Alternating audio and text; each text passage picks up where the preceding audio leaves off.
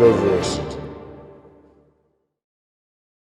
Greetings, I'm Shad, and I want to talk a little bit about women in medieval combat and the idea of the heroic woman. I'm prompted to talk about this from a recent video that Andrew Klavan of the Daily Wire made, readdressing the topic because I've also addressed it in response to Andrew before, both with the idea of could women win in a sword fight, and could women operate in a medieval battlefield. I'll say once again, right from the get-go, I like Andrew, okay? There's a lot of what he says that I agree with. I'm a religious conservative person myself, so of course we're going to see eye to eye on many things. I like what the Daily Wire is doing. Doesn't mean I agree with everything, especially in areas where I think more nuance can be added to the discussion, because I personally find it deeply intriguing. It's a passionate subject of mine, just medieval combat generally, and looking at greater nuance is something I just enjoy. So this is a response, yet I'm going to be speaking a bit more broadly and generally than addressing all the comments that Andrew made in the recent video, though I might address some specific ones here and there. Because Andrew's recent video is far more nuanced, and he got to actually address the deeper issue that he was trying to refer to in the past videos, but medieval enthusiasts like me get caught up on specifics, and just to let Andrew know that for us enthusiasts, there's a vast difference, a huge difference between saying a woman will never win in a sword fight without giving specific clarification on what type of sword fight, if it's armored and a scenario, because there are scenarios in which a woman would be far more disadvantaged in a sword fight, like the scenario he brings up, but he wasn't that specific in his first statements. It was just sword fighting generally. In most of the responses to Andrew throughout the entire discussion and back and forth, it has been about the unarmored duel. That's what people have mostly been referring to Andrew, because his first statement that a woman would never win in a sword fight lacked additional context that he added later on, that it was a battle sword fight, or it was in a battle, or it's an armored duel. It lacked all of that. It was just a standard sword fight, and a standard sword fight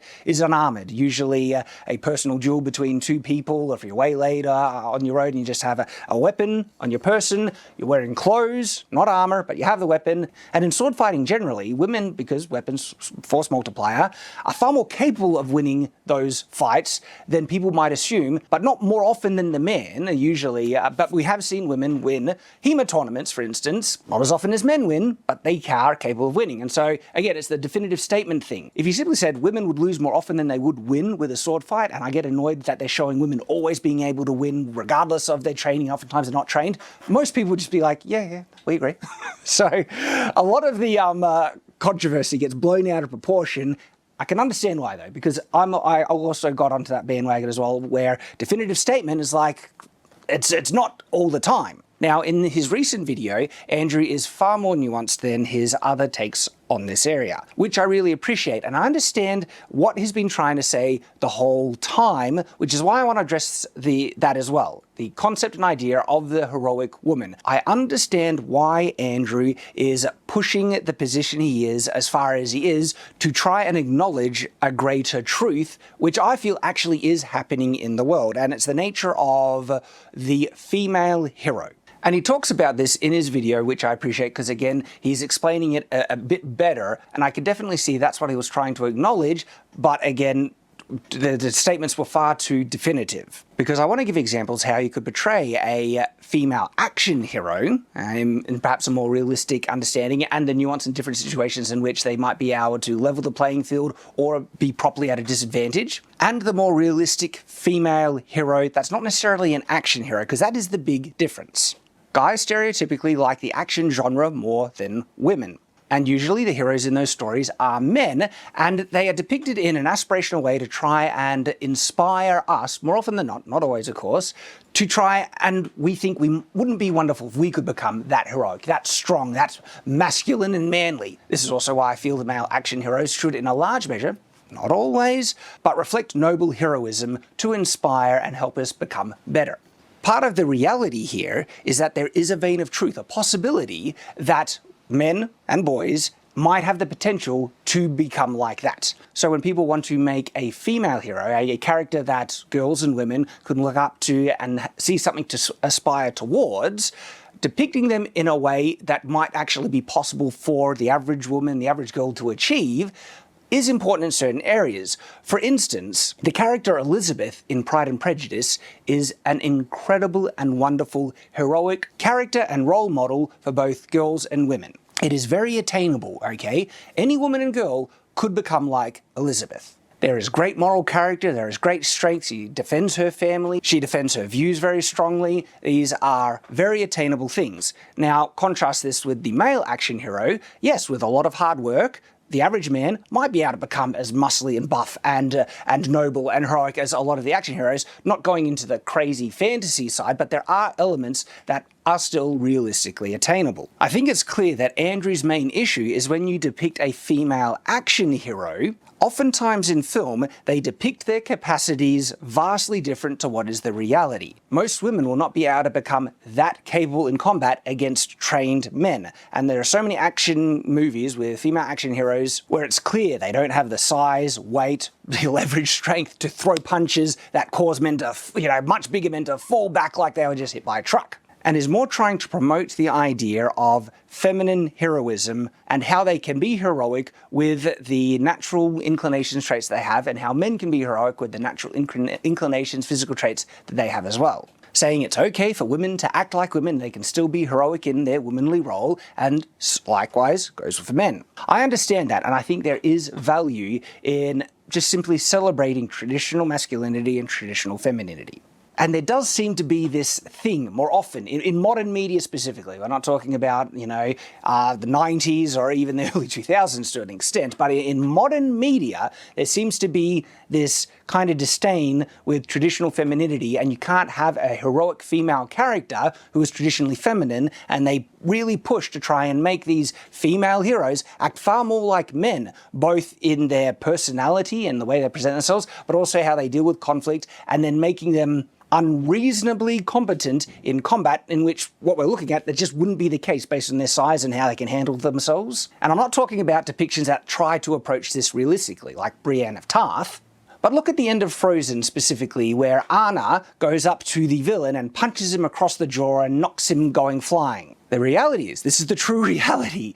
If a girl of that size tried to punch a guy like that, it would not have that outcome. And if that man didn't have patience or restraint and tried to hit back, Anna would have been in a very difficult and, dangerous position. And so encouraging girls that, hey, go up and hit a guy, even when the guy's in the wrong, it can put them in a very dangerous situation. That is not a good thing to teach young girls and women generally. Because we need to understand this reality. The average man is stronger than the average woman, and when it comes to unarmed combat where there's no force multiplier and things like anything like that, women have a severe disadvantage, especially if they have no training at all. And even when they do have the training, equal training, because of strength advantage and stuff like that in an unarmed context, men vastly more, most often, to a very large degree, will usually always dominate the woman in a combat situation like that. This is why it is so important to teach men restraint. The fact that men should never hit a woman is very important. And it's not because women don't initiate violence as often to men as men do to women. There's actually been studies done in this, and I'll cite Warren Farrell, who is he was a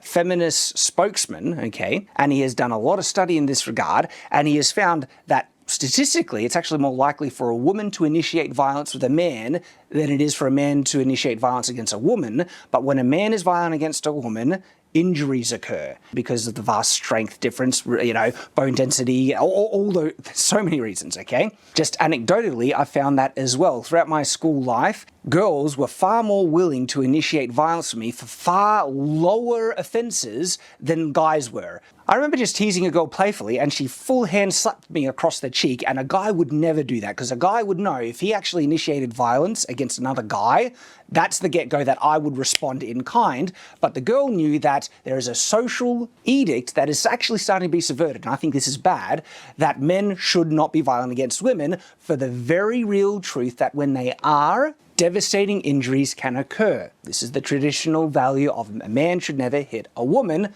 Women should never take advantage of that and be violent against men and then just expect that because of the social thing, you can't touch me, because they should honor and respect men's restraint in the way that they are treating women, because they should. I promote this. Men should not hit women, except for the extreme extent of defending themselves and protecting their own life, of course. This is where the push for equal treatment actually is flawed, because not everyone is equal. Men are not equivalent in their strength to women. And the erroneous untruth that is being promoted in the modern day is that women can be as successful as men in every single realm. It's also untrue that men can be as successful as women in every, realm. But in the physical capacities, okay, it's important that both men and women are taught some very important things. Because if you really push equal treatment, the problem that will arise is that men will start to treat women like they are men in physical altercations, and greater injuries will occur against women because they do not come out well in those altercations. We see signs online and other things of physical altercations happening where a woman has actually physically attacked a man and the man decides to fight back, and it does not end well. That should never happen. Ideally, none of them should initiate violence against each other, period. But these are important things to be understood. And this is what Andrew is kind of talking about with the female action hero, is that too often, Frozen is a perfect example here, they're saying that women can be violent against men and then unrealistically succeed at it, which could lead girls and women to actually get injured as a result if they're saying, yeah, be as violent against men as men are willing to be violent against themselves. No, don't do that. And so I agree with Andrew's sentiment in that regard. And that is why when he was watching The Witcher, he got thrown out of it. But then if we apply it too broadly, it can misrepresent the past and the reality of sword fighting and other things as well, which is what caused the response from everyone.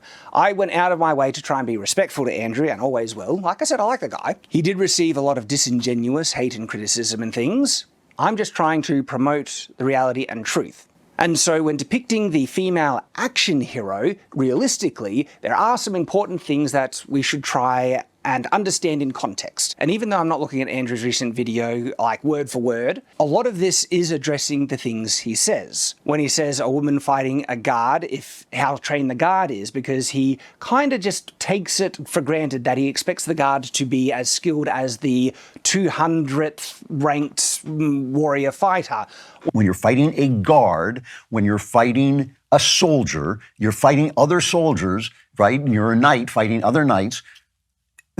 They are going to be at least the 200 ranked male in the sport. When in reality, if it's the average guardsman, no, that wouldn't be the case. They wouldn't be the 200th, because that's still one of the best ranked male fighters in the world. There are two more points that I'd like to specifically address in the video before we get into a more general discussion on the situations in which women would be disadvantaged, or the situations in which women would be able to compete far more evenly against men in combat. I was not talking about a sports duel, right? Obviously, in a sport with a referee and technique, where technique matters for everything, there's some level of skill and not skill where a woman could defeat anybody. The reason why I want to address this point is the possible misunderstanding that people might assume that HEMA, historically European martial arts, then, is a sport in which the physical disparities between men and women are more exaggerated like other sports, when in actual fact HEMA is a martial art that uses force multipliers, swords, and that very much does even the playing field. Even in the tournaments where there are rules and referees, those tournaments are structured as much as possible to try and simulate a real-life duel. And other things that would naturally advantage stronger opponents are allowed, like grappling. This is why HEMA is a decently informative point of reference to try and find out how effective women would be in an actual sword fight. And the fact that certain women have won mixed-gendered tournaments shows that women would be able to beat men in certain sword fight situations, depending on what those situations are, which we'll talk a little bit about later. When the Williams sisters, Serena and Venus, played the 203rd ranked man. Now, Serena and Venus are not just good tennis players, right? They are the best, among the best female players who have ever played the game, and there's no question about that. He beat them. He didn't just beat them, he devastated them. It was 6-2, 6-1, I think. And a racket, by the way, is also a force multiplier, right? It is absolutely true that there are many sports in which the physical disparities between men and women play a very significant role, and in which women find it very difficult to compete on an equal level with men. But a tennis racket is not the same type of force multiplier as a sword. Thanks to the design of many weapons, you don't actually need a lot of strength or to exert a lot of energy to produce incapacitating or lethal force, which is the essential level that is needed to succeed in combat. Whereas with a tennis racket, the harder and faster you can hit that ball, the more advantage you will gain in the contest. You might think swinging a sword harder and faster than an opponent will give you an indomitable advantage, but not nearly as much as people suppose, and that disparity can be far more easily overcome thanks to skill than such a strength or speed disparity can be overcome in tennis and many other sports. The additional strength that men usually have over women does not produce insurmountable speed and strength in sword fights that women are unable to overcome. And thanks to the sword and many other weapons design, women are able to very easily achieve the level of incapacitating and lethal force needed in combat. But there are other types of combative situations in which these advantages can be mitigated and those disparities become more pronounced. And so this leads me to the thoughts about the scenarios in which it would change up the likelihood that a woman could win a combat situation versus not. Because in this recent video, Andrew gives a more specific situation than he had before, as I mentioned, and he refers to the movie The Last Duel, where it's an armored duel, okay? They're both wearing medieval armor. The helmets are a thing to comment on in regards to that film, but all right. Medieval armor and weapons. That is a different situation and scenario than an unarmored one. And yes, it would change how likely it would be for a woman to win. It's a lot of complexity, but these are the things that honestly need to be acknowledged because people try and readjust the scenario in either way and then apply them too broadly. And when I say both sides do this, the people are trying to say women would never win in a fight, they do come up with more specific situations in which it's very rare for a woman to win. I was having a discussion with someone about women in warfare, and the person I was discussing this with kept bringing up shield walls, and then if you're pushing shield wall against shield wall, women would have a really, if it was a female army, they'd have a distinct disadvantage. Yes, but shield walls weren't used all the time. There are many other applications in which, like a side that has physically weaker soldiers could be employed effectively. And so I feel it disingenuous when people narrow down the situation so much to validate something that they are then applying too broadly. And then on the counter side to that, because there are some women that are stronger than the average man, they say that's untrue, and then they overrepresent it and say women are just as capable as men in combat. Here is a point of evidence, and they apply that too broadly. So when we start with unarmored combat, okay, the average woman has very little chance to win a fight against the average man, and that's looking at both untrained in this position. And we need to acknowledge and just be honest about this. I've been shocked at the strength disparity between myself and my wife when she's trying to lift a box, when she was trying to dig a hole once, or open jars even, and she gets me to do the same task, and how easy I found it was for me to complete the task in comparison. It was shocking, okay? The strength disparity between the average man and the average woman can be, like I said, shocking. So much so that my wife is not experienced in combat, and of course this scenario would never happen, but if my wife actually wanted to try and injure me, and I resisted very minimally just by holding out my hands, she would be almost utterly incapable of knocking me out without lifting up like a force multiplier. She lacks the strength. Even if I said hit me as hard as she could, it would be extremely difficult for her to actually seriously injure me. But that's important to acknowledge and understand. A lot of women literally are incapable, almost completely incapable, of knocking out a man even when they're committed to do so.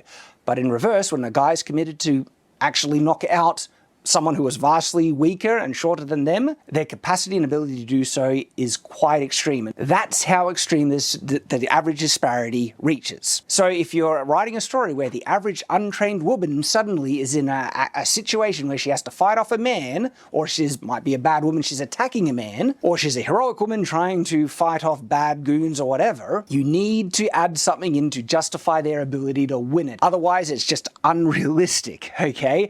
Was she extremely lucky? Did she get an advantage? Did she get a weapon? Okay, because as soon as she gets a force multiplier, and oftentimes that's what happens, because most people just understand this reality normally, and when there's an altercation between a woman and a man and they want to justify the woman winning, she needs to pick up something like a rock or a rolling pin or something to give her the leverage to actually incapacitate that man. If the woman is trained versus an untrained man, well, that's different, okay? There's a big difference in being able to know how to manipulate weight and throw a punch. Still, it doesn't even it out completely. The fact that men on average are bigger, their leverage, their strength, and just from roughhousing in the past, even an excessively trained woman will have difficulty defeating a man if they're really well trained. If they're like a master martial artist versus an averagely trained man, it's not as clear cut as people think that the woman will always win, especially in unarmed fighting. In unarmed fighting, size and strength actually can play a much larger role. It is more likely for a woman to win, but honestly, if it's against the average man, they will struggle. If it's a generally weaker man than average, there's a high chance she'll win. That needs to be acknowledged. And people will probably then bring up exceptions where situations where a trained martial arts woman is able to beat an untrained man, but that's actually the exceptions. If you're to try and take every single altercation throughout all of human history where a trained woman fighter is fighting an average man of average strength and just normal capacity from his upbringing in terms of combat, they will still struggle. It's not easy. It's not like, action hero can knock out every man, okay? That's the reality. And this is one of those areas where I think Andrew, from his most recent video, is trying to push back against, okay? Where the female action hero, just because she's trained, but it's clear that she is of average female athletic ability, not great, she's not the strongest woman in the world, versus men of average strength, even an average athletic woman will usually be far weaker than the average man, still. And there are so many action movies where the woman who's shorter, they have much thinner arms, they don't have weight in their category, are just knocking men off their feet. It happens a lot. And that is portraying an untruth. That is unrealistic. And depicting trained martial arts women being able to take on men so easily. Look, I get it, if action films and everything, it's for fun, but if it's done excessively, and also in films in which this isn't supposed to be an action female and they just are able to lay out men without any training things, that is extremely unrealistic. If it's a much stronger woman, so this is like one of the strongest women in the world versus the average man, in an unarmed fight, yes, a woman would have a much likely chance to win. If it's the strongest woman in the world versus one of the strongest men in the world, both being trained, the man is going to win most of the time in reality, all right? So once again, if you want to switch up and make it so this woman hero can win more often, you need to give them a weapon or something. So now we go to the next scenario, which is the weapon combat duel. So say swords, for instance. If they're both untrained and it's the average woman against the average man and they just pick up a weapon, pick up a sword each, interestingly enough, of course the man would win most of the time, okay, for the vast majority, but I think the woman would have a higher chance of winning against the man, a little bit more so than if they were both unarmored. So instead of, say, maybe, in unarmored, the woman might only have a 1% chance of winning out of 100, 1 out of 100. Throw in a weapon, okay, it might actually be 5% or even 10% chance, because if they're both untrained, there's a higher chance that the male will make a mistake, and if the woman gets the lucky shot in, she can end the fight right then, because a weapon is a force multiplier, and a small little hit with a sword can kill someone instantly if it lands in the right area, or at least incapacitate them. Unarmored, you don't get that. Even if the guy slips up and the woman gets a lucky hit in, because of the strength disparity, it's very hard for them to generate lethal or incapacitating force with a weapon. They can do that, and so that's interesting. Untrained, still even a bit higher for a woman, still massive advantage with the man. Looking at trained versus untrained, this is one of the biggest ones, right? Where if you have a woman who is trained in swordsmanship, and she has an average female strength, versus a man who has average strength who is untrained, this is the big one. This is where people have been trying to say, hang on, a man actually wouldn't win all the time. Because if you are trained and you know how to use this weapon in such a way to be able to easily incapacitate or kill someone, and weapons are capable of doing that, and the person is so untrained that you can just get that, hit in, you don't need a lot of force or strength to produce lethal force, essentially, is what I'm trying to say here. And so the actual reality here, the trained woman versus the untrained man with weapons, the woman would win more often than the man. It's not 100% though. I would say maybe 80% of the time, because she could make mistakes and the man might get just that hit in. Remember, the man is untrained, and so that means he doesn't really know how to close the distance as easily and nullify the weapon, because that would be the tactical choice. Take away the thing that is evening the playing field, take away the weapon, and suddenly a man could use their greater strength to dominate the woman in this physical altercation. So yes, skill has a major part to play. This is where weapons are a force multiplier, and there's not many things nullifying the devastating capacity that the weapon gives, which is lethal damage, because they're not wearing armor. But then if we go to the next combatants, where they are both trained and both averagely athletic, okay, the man would win more often, but not to a devastating degree. It'll be maybe 70% of the time, it could be 80%, because if the man is trained, they're both equally trained, the natural advantage he has in leverage and strength does give him an edge. It isn't nearly as pronounced as unarmed, okay? Weapons are force multipliers, and this is where we see in HEMA, where we see both trained combatants, women are capable of winning HEMA tournaments. They've done it before, but we can also see that they're not winning as often as men are. If you change up the scenario and have both trained, but now this is an exceptionally strong woman versus an average strength man, it would almost be 50-50 in that regard, I think. They're almost equivalent combatants. Height would play a bit of a difference, so that's why,